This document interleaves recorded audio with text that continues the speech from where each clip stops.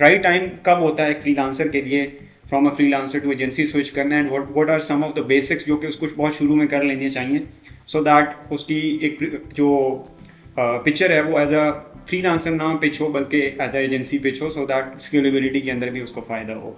So what is the right time and what are the few first steps that everyone should do if they are getting into agency phase? Right time कोई नहीं होता, to be very honest, सीधी सी बात है। क्योंकि हम वो इस रेलवेट की मिसाल ले लो, तो तलहा ने जिस जमाने में बनाई थी एजेंसी, मेरे ख्याल से उसको भी आधी चीजें नहीं पता होंगी उस टाइम पे जब उन्होंने बनाई थी। उस टाइम पे Huzaifa very good at PPC, लेकिन जिस जमाने में उन्होंने एजेंसी बनाई थी, मेरे ख्याल से 19-20 साल के होंगे हुजैफा जब उन्होंने एजेंसी का मतलब अपना सारा काम स्टार्ट किया था। तो पॉइंट बीइंग कि राइट टाइम कोई नहीं होता।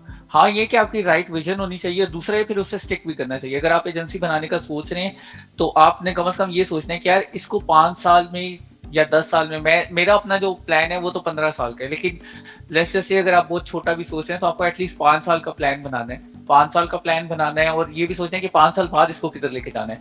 क्योंकि ऑब्वियसली अगर 5 साल तक आप कोई एक ही काम करते नहीं या एक ही पीपीसी ही करते रहेंगे तो आप खुद भी उससे बोर हो जाते हैं, क्योंकि इंसान है वो रिटेंडेंसी से बोर हो जाते हैं। जब डेली रूटीन चल रही होती है उससे इंसान बोर हो जाता है। आपने सबसे पहले ये देखना है कि एज अ फ्रीलांसर कौन से काम है जो मुझे आते हैं। मेरी फर्स्ट करो मैं पीपीसी करता हूँ।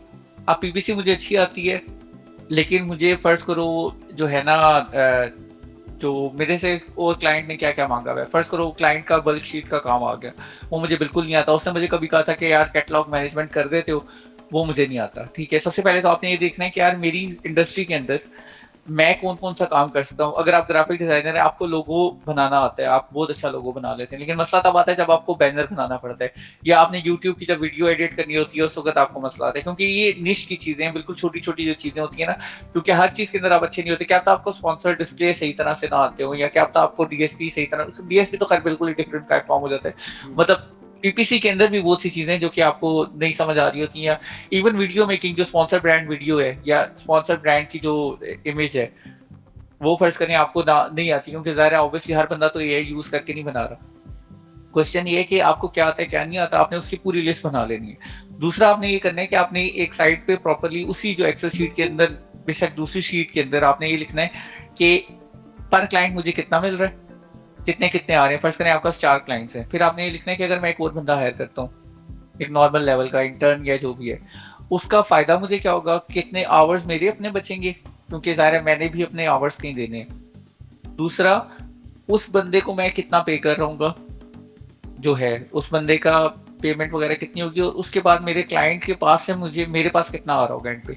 फर्ज करिए अगर आपके पास $2000 का क्लाइंट है और आपका जो है एम्प्लॉय वो आपसे $500 ले रहे हैं, लेकिन मसला ये आ रहा है कि यार आपके आवर्स कोई बच नहीं रहे, क्योंकि वो एक्स्ट्रा काम ही कर रहे हैं, वो कोई और काम कर रहे हैं, और आप बेसिकली फर्ज करें आपने ग्राफिक डिजाइनर रखा है, तो $2000 का एक ही क्लाइंट है, उसके ऊपर आपने ग्राफिक डिजाइनर रख लिया $500 का। अब आपके पास साइड पे 1500 आ रहा है, तो आपने ये देखना है कि यार 1500 में मेरा गुजारा हो भी सकता है कि नहीं हो सकता, या मैं ग्राफिक डिजाइनिंग सीख लूँ, या मैं $500 वाले का कुछ करूँ, या फिर ये है कि मैं और क्लाइंट्स हायर करूँ। ये जब तक आपने रिटर्न में नहीं लिखा होगा ना तब तक आपको समझ नहीं आएगी, क्योंकि हमारे पास अक्सर ये होता है कि हमने सोचा हुआ होता है, हमारे ज़हन में होता है कि हाँ यार चार, जिस तरह हम बैठ के नहीं चाय के ढाबे पे बैठ के सिर्फ सोच रहे होते, कि जब तक आप लिखेंगे नहीं वो बड़ा मसला हो जाता है, कि क्योंकि आपको फिर मैथ्स प्रॉपर्ली पता नहीं होता। इवन अभी भी मेरे साथ ये होता है कि मैं अक्सर भूल जाता हूँ, तो मैं फिर अपने वो, मैंने फ़ोन में ही अपनी वो एक्सेल शीट बनाई हुई है, तो फिर मैं उसमें जाके देखता हूँ कि अच्छा मैं किसको हायर कर सकता हूँ अभी, किसको मैंने मतलब किसको मैंने इसी रेट पे रिटेन करना है, क्या वो रिटेन हो भी सकता है बंदा या नहीं हो सकता। तो आपको फिलहाल स्टार्टिंग में एक्सेल शीट, या ऑब्वियसली जब आप फ्रीलांसर से उस पे जा रहे हैं, जब आप थोड़े से बड़े हो जाएंगे या थोड़ा ज्यादा हो जाएंगे, फिर आप रिपलिंग या और कोई ह्यूमन रिसोर्स मैनेजमेंट सॉफ्टवेयर पे जा सकते हैं। लेकिन फिलहाल के लिए आपको अपनी मैनेजमेंट के लिए ये लाजमी करना है। उसके बाद फिर ये कि based on the situations, for example आपके पास ये हो गया कि आपके पास दो जो है आपके रिसोर्सेज हैं, और आपकी ऑक्यूपेंसी या आपका जो वर्कलोड है वो 80% चल रहा है। तो फिर यही है कि क्योंकि हमारे यहाँ जो मैंने एसएनपी में सीखा था वो ये था कि एक बंदा जो आपके पास नॉर्मली काम कर रहा है उसके पास 80% से ज्यादा बजट बर्डन नहीं होना चाहिए। मतलब अगर 8 घंटे काम कर रहे हैं तो उसमें से 7 घंटे या 6 साढ़े 6 घंटे वो काम करेगा, 1.5 घंटा उसके पास फ्री होना चाहिए हर रोज। अगर उसके पास 1.5 घंटा फ्री नहीं होगा हर रोज, तो वो फिर बंदा जो है वो जो है क्या बर्नआउट की तरफ चला जाता है। और ये हमने देखा भी है, हमारे पास जितनी भी एजेंसीज है फिर दूसरा ये कि सारे वो सैलरीज हैं जो कि आपने देखनी होती हैं, वो आपका डिपेंड करता है कि आपको किस तरह का बंदा चाहिए, किस तरह का बंदा मिलता है। फ्रीलांसर्स को मैं ज़्यादातर यही देता हूँ सजेशन कि आप चूंकि जो पहले बंदे हायर कर रहे हो वो आप इंटर्न्स ही हायर करो जिनको काम की ज़रूरत है, क्योंकि अगर आप अपने साथ कोई प्रॉपर पीपीसी का बंदा उठा लेते हो, फर्स्ट करो आप भी पीपीसी करते हो वो भी पीपीसी करते हैं, तो आप उसको ना सिखा सकते हो ना वो आपको सिखा सकता है, क्योंकि दोनों का क्लैश आता रहेगा। मैंने भी पीपीसी में यही नोटिस किया कि 5-6 स्कूल ऑफ थॉट्स हैं, 5-6 के रिजल्ट ही आ जाते, मतलब 5-6 जो डिफरेंट स्कूल ऑफ थॉट्स हैं, 5-6 के रिजल्ट भी बहुत अच्छे आ रहे होते हैं। लेकिन मसला ये है कि दोनों एक साथ बैठ के जो है ना वो लॉन्ग टर्म में काम नहीं कर सकते। मेरी चीज़ उन्हें नहीं समझ आ रही होगी, उनको मेरी चीज़ नहीं समझ आ रही होगी। तो उसका सबसे बेहतर हल यही है कि इंटर्न रखें, उसको अपने हिसाब से ट्रेन करें और फिर उसको इतना बोझ ना दें कि वो छोड़ने की तरफ सोचे, और 3-4 महीने बाद उसकी ना, मतलब इंटर्न रखेंगे 3-4 महीने बाद उसको बेहतर कर दें, उसकी सैलरी वगैरह बेहतर कर दें और टाइटल वगैरह दे दें, ताकि वो भी खुश रहे, आप भी खुश रहें। सही हो गया। अच्छा, इसके हवाले से ना मेरा ओपिनियन थोड़ा सा डिफरेंट है कि अगर आप स्टार्ट कर रहे हो, खास करके जिस तरह से मेरे एक्सपीरियंसेस रहे हैं, हाँ तो हाँ, मैं फ्रीलांसर से स्विच होके आया हूँ। तो बिल्कुल बिल्कुल। उसमें उसमें ये था कि जब इंटर्न्स मैंने हायर किए तो उनको काम नहीं आता था। अब ऑलरेडी मेरे पास बर्डन ज़्यादा है, अब हम्म। मैंने उनको सिखाना भी है हाँ और हाँ, साथ में वो काम डिलीवर भी करना है। तो ये दोनों ठीक ठीक चीज़ें ठीक। जो है ना वो काउंटर हो गई एक दूसरे से, हालांकि बैलेंस होना चाहिए था इसको। तो आई वुड से कि जब तक आपकी 2-3 लोगों की टीम नहीं है, 2-3 लोगों तक आप एक्सपीरियंस्ड बेसिस पे एक्सपैंड करो, इवन दो के आप ऐसे लोगों को लेके आओ जो आपके पोटेंशियल पार्टनर्स बन सकें। या फिर आपको शुरू में अगर थोड़ा बहुत अपना साइड ऑफ द पाए कम भी करना पड़ रहा है तो बेशक कर लें। Once you have 3 to 4 members in the team, then आप इंटर्न्स वाली साइड पे जा सकते हो, बिकॉज इंटर्न्स को ट्रेन करना भी एक अलग से एक प्रॉपर एक्टिविटी है। हाँ ऐसा नहीं है कि वो खुद ही आएंगे और खुद ही अकाउंट्स पे आके सीख जाएंगे। हाँ, अगर आपने उनको डायरेक्टली अकाउंट्स दे पकड़ा दिए तो क्वालिटी गिर जाएगी।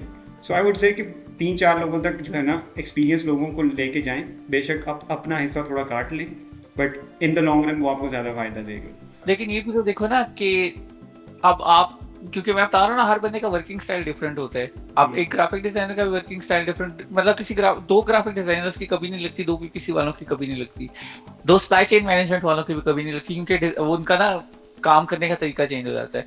तो अक्सर यही हुआ है कि मतलब मैंने पीपीसी मैनेजर्स के साथ बात की है तो उनका करने का तरीका डिफरेंट था। और जब आप, क्योंकि देखो जब आप फ्रीलांसर हो ना तो वो आपका नाम है जो कि चल रहा है, ठीक है। अब आपका नाम खराब हो रहा है, क्योंकि आपको तो ये होगा कि यार मेरा नाम ना खराब हो। तो और दूसरी बात ये कि जो आपकी बात है ना कि टाइम ज्यादा लग रहा है, वो मैंने इसलिए लिखा है कि एक्सेल शीट में ना सबसे पहले टाइम लिखने की, उसका टाइम कितना चल रहा है, आपको आपके आवर्स बच रहे हैं कि नहीं बच रहे। तो वो स्टार्टिंग में मैंने कहा है। और आपको, क्योंकि नया बंदा रखोगे ना उसको भी बताना पड़ेगा कि ये मैंने किया है। मतलब फर्स्ट करो तुमने कैंपेन्स बनाई है, अब तुमने उसको बताना है कि यार ये देखो ये कैंपेन मैंने इसलिए बनाई थी, ये मेरी नेमिंग कन्वेंशन है, ये मेरा ये है। अब अगर तुम इंटर्न लेके आओगे ना, वो कहेगा हाँ ठीक है मैं समझ गया। अब तुम कोई और बंदा लेके आओगे ना, वो सबसे पहले तुम्हें कहेगा यूं नहीं होना था, यूं होना था, यूं नहीं होना था, यूं होना था। लेकिन जब आपने एक एजेंसी, मतलब फ्रीलांसर से एजेंसी बनानी है, तो फ्रीलांसर का अपना जो स्टाइल है वो उसके अंदर आना चाहिए। आप फर्स्ट करो सेल्स का एक तगड़ा बंदा रख लेते हो, लेकिन फिर उसमें मसला ये आता है कि सेल्स वाले अक्सर का मसला यही होता है कि क्योंकि आपका जो स्टाइल है वो फिर सेल्स वाले को समझ नहीं आएगा, वहां पे आके मसला तो वहीं पे आ गया। हाँ, ये इस वाली जो थेरी है ना सनी भाई वाली, कि आपने एक वो एक्सट्रोवर्ट पकड़ना है और एक इंट्रोवर्ट पकड़ना है, हाँ दोनों को पार्टनरशिप करा देनी है। वो थोड़ा सा मुझे भी लगता है कि जो आपका फाउंडर है ही should be the sales person. आपको सेल्स खुद करना सीखनी है, अगर आपको हाँ, नहीं आती तो सीखो, इसके अलावा कोई हल नहीं है।